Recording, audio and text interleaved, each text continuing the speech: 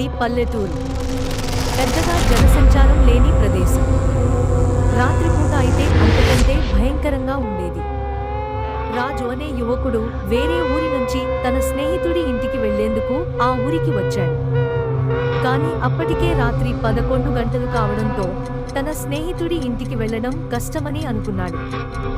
అప్పుడు అతనికి ఓ ముసలివాడు ఓ తాటాకి దగ్గర ఒక పాత ఇంటి గురించి చెప్పాడు. ఆ ఇల్లు ఖాళీగా ఉంటుంది.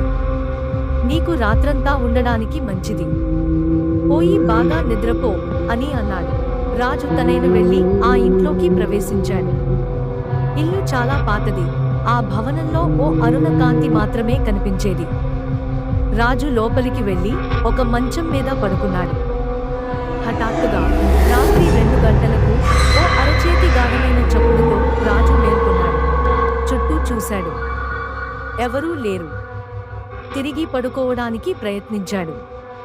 కాని ఆ అరచేతి శబ్దం మరోసారి వినిపించింది. అతను భయంతో లేచి చూశాడు. ఇప్పుడు ఓ నీలం కాంతిలో ఒక స్త్రీ ఆకారం కనిపించింది. ఆమె తన వైపు చూస్తూ ముఖంలో విపరీతమైన కోపంతో ఉండింది. రాజు గుండె అదిరిపోయేంత భయం కలిగింది. అతను తక్షణమే తలుపు వైపు పరిగెత్తాడు. కాని తలుపు తెరవలేకపోయాడు. ఆ తలుపు బయట నుండి బిగించి ఉన్నట్టుగా అనిపించింది. ఆ ఆత్మ మెల్లగా ముందుకు వచ్చింది.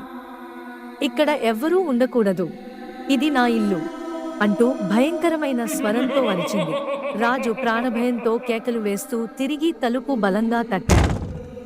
ఒక్కసారిగా తలుపు తెరుచుకుని అతను బయటకు పరిగెత్తాడు. ఆ ఇంటి బయట ఉన్న ముసలివాడు తిరిగి కనిపించాడు. నువ్వు లోపల ఎంతసేపు ఉన్నావు అని ప్రశ్నించాడు. కేవలం కొన్ని నిమిషాలే అని రాజు ఉలిక్కిపడుతూ చెప్పాడు. ముసలివాడు నిశ్శబ్దంగా నవ్వుతూ చెప్పాడు. నువ్వు అక్కడ గంటన్నర ఉన్నావు. కానీ ఎవరైనా ఆ ఇంట్లో 1 నిమిషం కంటే ఎక్కువ ఉంటే వారు తిరిగి బయటకు రారు. రాజు అక్కడి నుంచి వెంటనే పారిపోయాడు. ఆ ఇంటి నిజస్వరూపం ఎవరికీ తెలియదు. కాని అప్పటి నుండి ఎవ్వరూ ఆ ఇంట్లో ఉండడానికి ప్రయత్నించలేదు.